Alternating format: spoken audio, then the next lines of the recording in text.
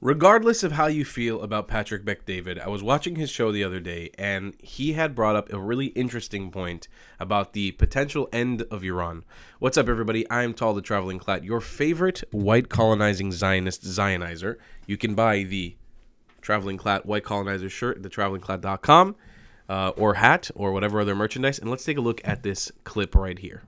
Iran needs somebody to get behind, because even with this, let's just say they do something. Something happens to Khamenei. Who's going to replace him? Somebody else from the same exact regime. So they need, like, someone within Iran needs to step up, or from the outside. Someone with a strong backbone who wants the job, has to rally and win the people over, or someone needs to come to, a group of people need to come, like who were we talking to the other day? J.D. Vance's brother was here yesterday. And we're having a great time. We're giving a tour of the property. He wanted to see the place. Corey, we're having a conversation together. And they said for many, many years, the family was saying, JD, you ought to run. And JD didn't want to run. But for many years, like, yeah, I'm just a business guy. No, you ought to run. You ought to run. Finally, it's like, listen, I'm getting so much support that I'm running. You know, sometimes guys like really, really want to run, and you can feel the ambition. Then there's the guys that don't want to run, but you're the right guy for the job, right? Okay. Iran needs to get behind somebody to rally to change the flipping climate that's in Iran. FYI, if Iranians are watching this, you only have 3.5 years left. That's it. You have 3.5 years under him, Trump. He's not going to do the job for you guys. He said it on the podcast. But the climate is ripe right now that if you guys do your part and you get behind somebody, and somebody with courage that's willing to come and do something in Iran, you guys have a fighting chance right now. Maybe you haven't had a chance like this. You had a couple in the last 15, 20 years. This is a chance for somebody in Iran to step up, a voice, or for you to rally behind to say we want things to change. President's not going to do it for you. Trump's not going to do it for you. Nobody else is going to do it for you. It has to be internal. If you get close to the finish line, then somebody can help you.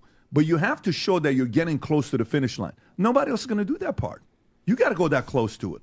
Then if you do, then the other person's going to be like, great. It shows that you're interested.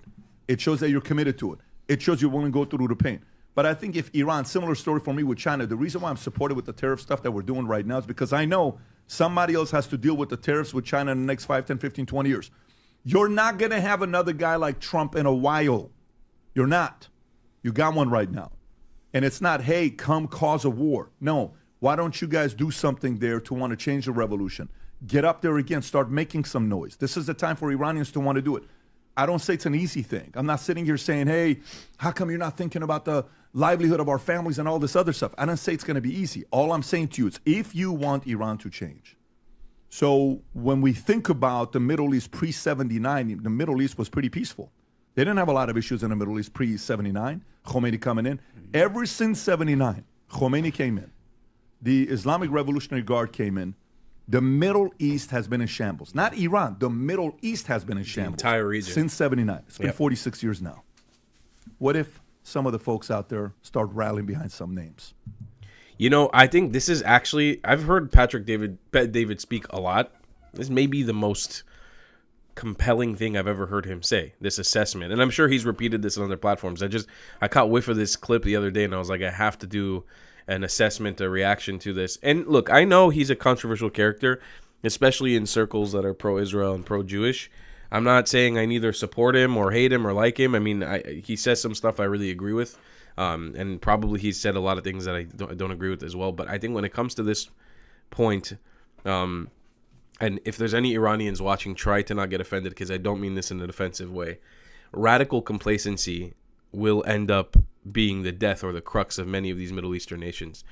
We do have an opportunity right now. He's right. And like I've been talking about since the election on this channel, if you've been following me since the election, I had this feeling, this gut feeling that Trump wasn't going to go all the way with Iran. And I don't know what specific podcast he's referring to. Maybe Trump went on PBD's podcast a while back before the election, and I just don't remember it because he was doing the rounds of all the podcasts. And maybe he said on that podcast that he wasn't going to directly overthrow the IRGC. But that's kind of been my assessment from the very beginning. I've always said, like, I don't see Trump, because of his base, I don't see him actually being able to go ahead and full force overthrow the IRGC. It's going to have to take a lot of sacrifice from the people in Iran to actually get this job done. But I have hope, because just as how we saw Syria fall. And again, the alternative in Syria right now is not necessarily fucking sunshine and rainbows. It may be the beginning of a better process, but there's still ethnic minorities, Christians, Alawites being massacred every single day in Syria. It's terrible. It's a terrible situation. But just as we saw how quickly things changed in Syria, it happened in a matter of 3 days, and there was a whole new country, basically. It can happen in Iran. I believe it can happen in Iran. And like we know, the people of Iran truly despise their leaders. It's a vast majority of the people in Iran do not want Khamenei they don't want the Ayatollah, they don't want the IRGC. They want to live in I don't know if they want to live in a democratic country, but they want to live in some sort of Persian monarchy. They're not looking for this Arab colonial, Islamic colonial, supremacist government that causes a mess in the Middle East. They want to have peace with Israel under the Cyrus Accords. I mean, this is a known fact. The people of Iran want peace. They want peace for their lives. They want peace with their neighbors. And just as quickly as it happened with Syria, I believe it really can happen in Iran. But it's going to require, and it's like I've been preaching to the choir about this with Lebanon as well. It's going to require so much sacrifice from the people. The question is, are they willing to do it? People like in Iraq and in Syria and in Egypt and in Jordan and I would say those are probably, that's maybe Afghanistan. The people they're not willing to fight for it. In Iraq, and I say this as an Iraqi Jew, they're just fucking kind of dumb. Like they're not even well aware enough of what's going on. Many people are leaving Islam there, and they're leaving sort of the Arab colonialist ideology, but the Iraqi population is not, I don't think they're well aware enough of the dynamics of what's going on to their country, at least not a vast majority of them. I talk to many Iraqis, but they're kind of a lost cause. Like Iraq is kind of like just, you can't really help them. There's a few fingers, and Syria too, like they're not going to do it.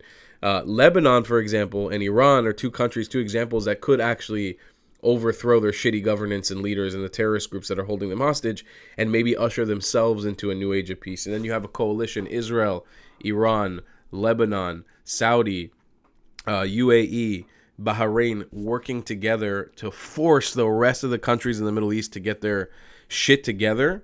And then you have Morocco coming in from the west going eastwards, and we finish the gap. It's a long-term plan that'll probably take 100 years, but you have this triangular coalition in the Levant that reaches out to Central Asia and hugs all the other countries in the Middle East around it, pretty much just be Jordan and Iraq, and get their shit together. And then, the countries from the Gulf will help close that gap. Oh my God, I'm sorry about that.